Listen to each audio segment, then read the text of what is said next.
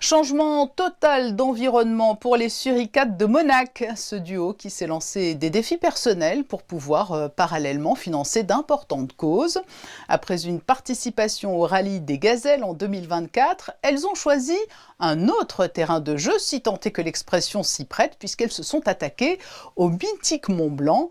C'était le week-end dernier. De retour à Monaco, elles sont nos invitées aujourd'hui. Bonsoir les Suricates de Monac. Bonsoir Patricia. J'ai en mémoire votre arrivée sur le littoral marocain après votre participation au rallye des Gazelles. 1 an et demi plus tard, vous vous êtes fixé ce nouveau défi que vous venez de relever. Et le moins que l'on puisse dire, c'est que vous avez placé la barre encore un peu plus haut, Céline. Oui, c'est vrai que cette année, c'était un défi et pas des moindres, faire l'ascension du Mont Blanc et par la voie historique des pionniers. C'est une voie qui est pas très empruntée aujourd'hui et qui est plus longue, plus dure, enfin ça on l'a découvert sur le terrain, que la voie habituelle du goûter. Et des conditions météo aussi qui ont changé, hein. On est passé de l'été presque à l'hiver sans saison intermédiaire, hein. Oui, c'est ça tout à fait. On peut dire qu'on a fait le Mont Blanc quasi dans des conditions hivernales, même si on a eu une bonne fenêtre météo pendant 4 jours. L'ascension finale a été assez épique et dantesque. Beaucoup de vent, du brouillard, on ne voyait rien. C'était très très dur. Alors Sylvie, est-ce que vous pouvez nous expliquer comment s'est déroulée cette expédition ? Il n'y a pas d'autre mot, c'est une expédition et cela se passe sur plusieurs jours, une ascension du Mont Blanc. Oui, jusqu'à la veille, on ne savait pas trop si on allait pouvoir monter. Notre guide nous a rassurés sur ce point. On a dû quand même prendre une journée complète pour faire la trace, puisqu'il avait neigé quelques jours auparavant. Donc pour faciliter notre ascension, on a dû prendre une journée pour monter le plus haut possible. On était pratiquement à 4000 mètres, pratiquement à 300 mètres sous le refuge intermédiaire, le refuge Valo, pour pouvoir faire notre trace et attendre le samedi dernier pour pouvoir monter dans des conditions un petit peu plus faciles, si tant est qu'on puisse dire que c'était un petit peu plus facile. Qu'est-ce qui a été le plus dur pour vous, Céline, tout d'abord, car cela a été vraiment un défi très éprouvant, Déjà, rien qu'atteindre le premier refuge qui est à 3000, c'était déjà beaucoup plus difficile que ce que j'avais imaginé. Non, tout était beaucoup plus physique et exigeant. La durée, moi, le plus dur, vraiment, c'est la durée de la journée. On est monté au sommet, on est parti à 5h du matin de notre refuge et on est rentré à 23h30 dans la nuit avec la frontale. C'était pour moi un jour sans fin, un espèce de cauchemar éveillé.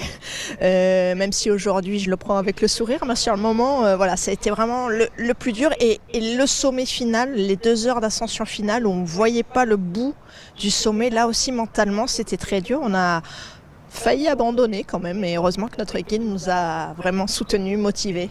Et pour vous, Sylvie, la difficulté, elle a été mentale, physique, les deux ? Alors pour moi, je dirais que la difficulté, je l'ai découverte avec le vent. Parce que ça m'a donné un petit peu le tournis, et j'ai pas honte de le dire, parce que franchement je ne m'attendais pas à ces conditions-là. Je ne m'attendais pas non plus à réagir comme ça. Et heureusement que notre guide a su trouver les mots et a su nous encourager, parce que je pense sincèrement que sans lui, sans sa force de persuasion, on ne serait certainement pas allé au bout. C'était vraiment très très compliqué, très dur, très physique. Même si on était préparé, même si on s'est entraîné, on ne s'attendait pas à ce point, à ce que ce soit compliqué. Ce que l'on retiendra en vous entendant, Céline, c'est que ce n'est pas donné à tout le monde de gravir le Mont Blanc. Ce n'est pas une mince affaire, alors que l'on voit de plus en plus de personnes qui entreprennent cette ascension. Oui, c'est vrai qu'on a aujourd'hui un peu l'impression que n'importe qui quasiment peut faire le Mont Blanc, surtout que c'est devenu assez commercial. En passant par le refuge du goûter, il y a énormément de gens. On voit des files de personnes qui font l'ascension, mais ça reste quand même quelque chose d'assez exceptionnel. Et c'est vrai que nous, en plus, on l'a fait par cette voie qui est très inhabituelle. Et ça a, je pense, rajouté à notre défi, mais c'était aussi ce qu'on voulait, puisqu'on voulait marcher pour Handicap International en faveur d'une cause humanitaire. Donc ça aussi, ça nous a poussé. En tout cas, moi, ça m'a porté. Quand il y a eu des moments peut-être de découragement, je me disais, allez, tu marches aussi pour une bonne cause et pour que d'autres derrière puissent à nouveau marcher. Donc c'était aussi quand même une motivation personnelle et pour une cause qui nous dépasse quelque part. On avait cette volonté de donner ce sens-là aussi à notre ascension. Alors ma dernière question, elle sera pour Sylvie, car je crois que c'est Sylvie qui a eu l'idée de ce défi sur un terrain montagnard. L'heure est aujourd'hui certes à la récupération, on l'entend, vous avez souffert sur les pentes du Mont Blanc, mais est-ce que vous avez déjà une idée en tête pour le prochain défi que vous allez vous lancer ? Alors, le défi 2024, c'était le rallye des gazelles, c'était une idée de Céline.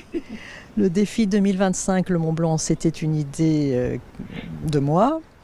Pour 2026, on commence à y penser, mais on ne sait pas encore trop. On a fait le désert, on a fait la neige, on verra. Eh bien, on suivra ça avec attention en tout cas. Merci et bravo les Suricates de Monac pour être venus à bout du légendaire Mont Blanc. Merci à vous.